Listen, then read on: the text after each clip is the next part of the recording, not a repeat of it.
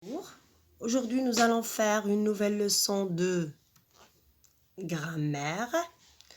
Voilà, le titre de notre leçon est le complément d'objet indirect. On va parler du complément d'objet indirect. Alors, le complément d'objet indirect, ou ce qu'on appelle aussi un COI, fait partie du groupe verbal. C'est-à-dire on le trouve avec le verbe. Et attention, on parle du COI. On a déjà parlé du COD, le complément d'objet direct, et aujourd'hui, on va découvrir le complément d'objet indirect.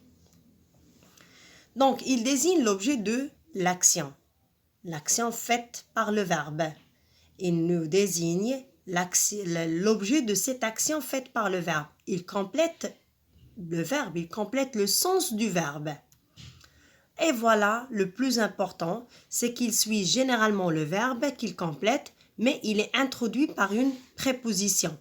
Et je souligne sous préposition, parce que là, c'est la différence entre le complément d'objet direct et indirect, c'est la préposition. Le complément d'objet indirect est introduit par une préposition. Suivez avec moi pour mieux comprendre encore. Comment le connaître? Comment connaître ou reconnaître le complément d'objet indirect dans une phrase? Alors, nous allons découvrir ensemble. Le complément d'objet indirect répond aux questions suivantes.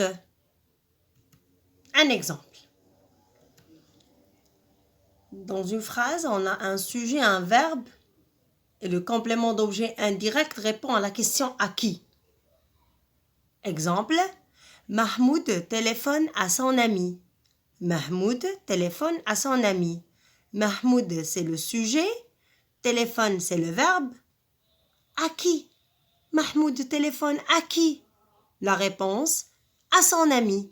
Donc, à son ami, c'est le complément d'objet indirect. Il répond à la question à qui? Et il est introduit par la préposition à. Donc, il n'est pas directement après le verbe. Il y a la préposition à entre le verbe et le complément. Je donne un autre exemple. Une autre question. Alors, sujet plus verbe plus à quoi? Une phrase exemple. Kamel pense à ses vacances. Kamel pense à quoi?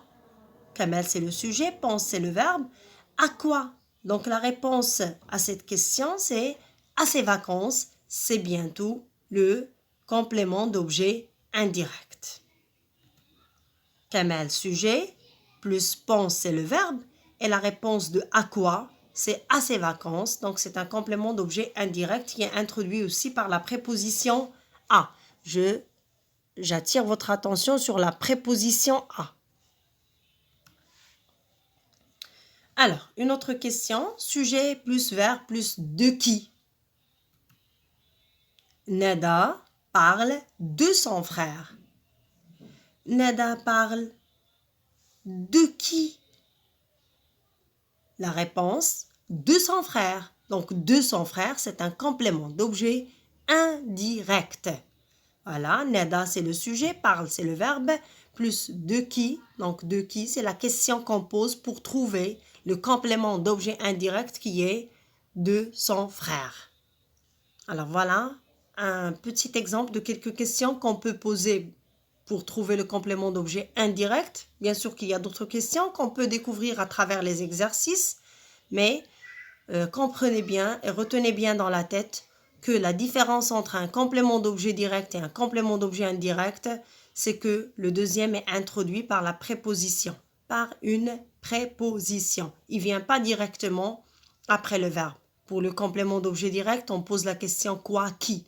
Mais pour le complément d'objet indirect, on pose la question de quoi, de qui, à quoi, à qui. Donc, merci.